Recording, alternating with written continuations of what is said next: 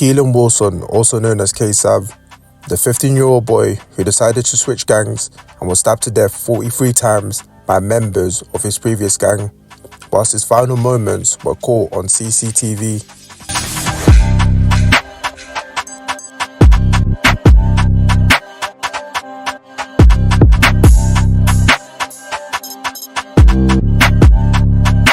Gang investigation now obviously been going on for some time, since May 2018.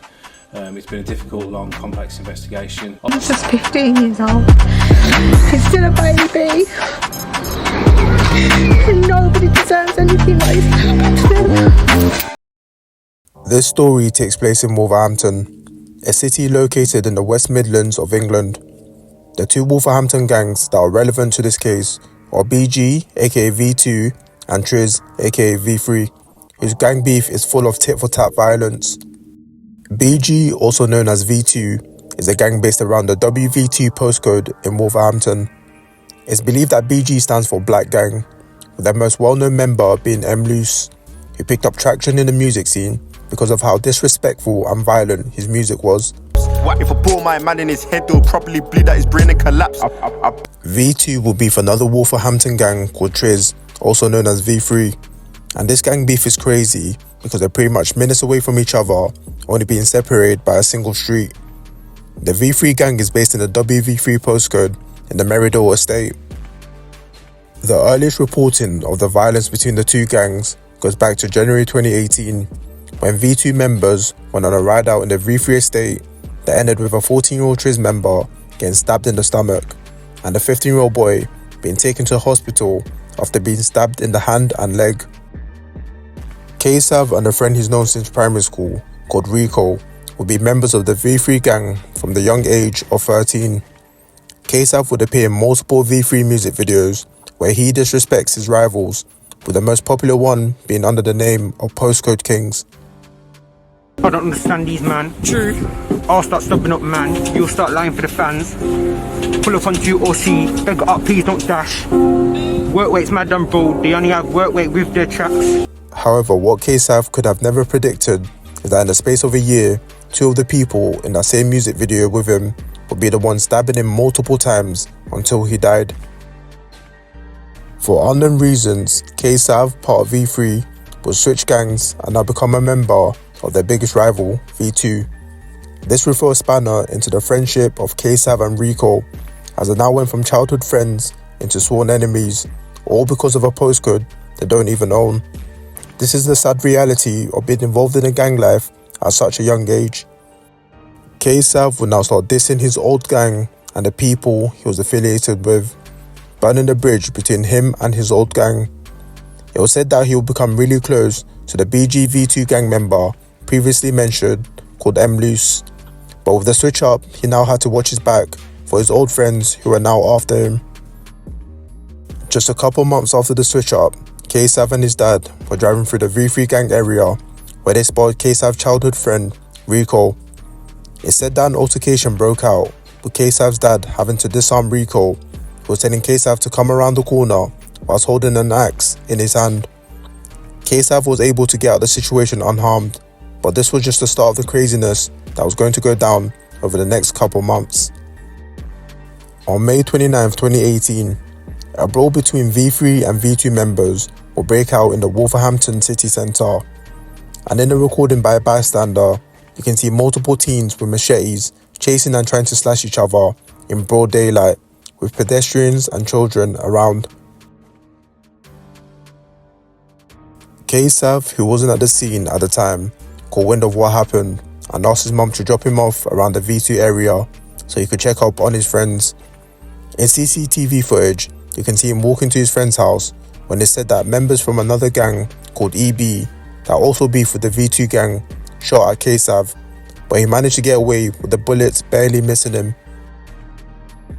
This situation here should have been a wake-up call for Ksav that things weren't going his way, but as the day went on, things were not over yet.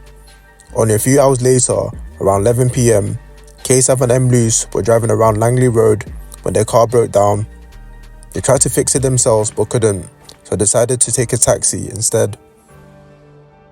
As the cab was pulling up, V3 members Zeno and Rico along with 2 EB members, started running to the taxi, screaming Ksav's name, Keelan. You see, the 2 gangs had already hatched up a plan to kill both Ksav and Mloose that night. They had failed to kill Mloose in the altercation at the city centre and failed to assassinate Ksav when he was walking down the street alone, so they had to catch them later that same day. The group, whilst running to the taxi, pulled out zombie knives, which is when Mloose hopped out of the taxi and started running for his life. Ksav, on the other hand, pleaded for the taxi driver to drive, but he was frozen in fear when the teenagers hit the taxi's hood with a machete. The teenagers would drag Ksav out the taxi and proceeded to stab him 43 times, which is honestly insane. Witnesses were watching horror as they saw the 15-year-old getting attacked for what was said to be 20 whole seconds as his blood spills across the street. The attackers will flee the scene whilst the police and ambulance arrived, but it was too late, and 15-year-old Ksav, aka Keelan Wilson, was pronounced dead at the scene. The police, when attending the crime, even said that it looked like something out of a horror movie. An investigation was now launched into the murder of 15-year-old Keelan Wilson. In the weeks following the murder, around 9 people were arrested but released under investigation due to the lack of evidence. A year later, 3 men will be arrested in relation to the murder. Naheem Tampo, aka Rico from V3, Zane Pennant Phillips, aka Zeno from V3, and Tariq King, who was part of the EB gang. But the police were missing one more suspect, and after a year of going through evidence and forensics, they found their 4th suspect, Brian Sasa, who was also part of the EB gang.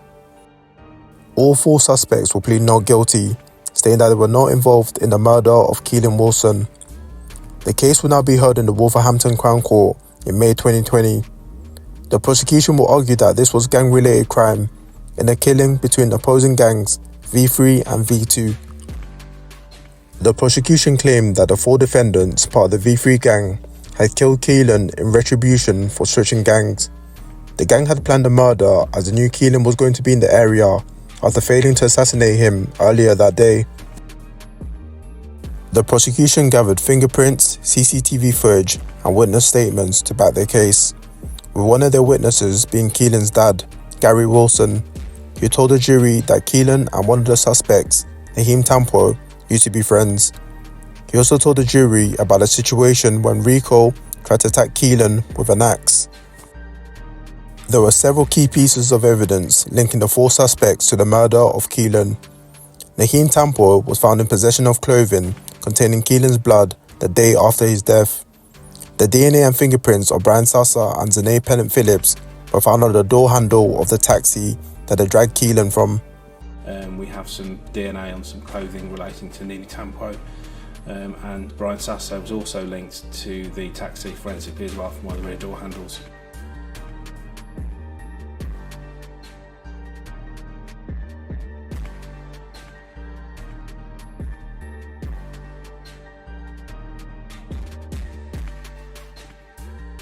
Police will find rap lyrics on Naheem's phone, referencing him stabbing and killing Keelan, showing that he was there at the scene of the crime.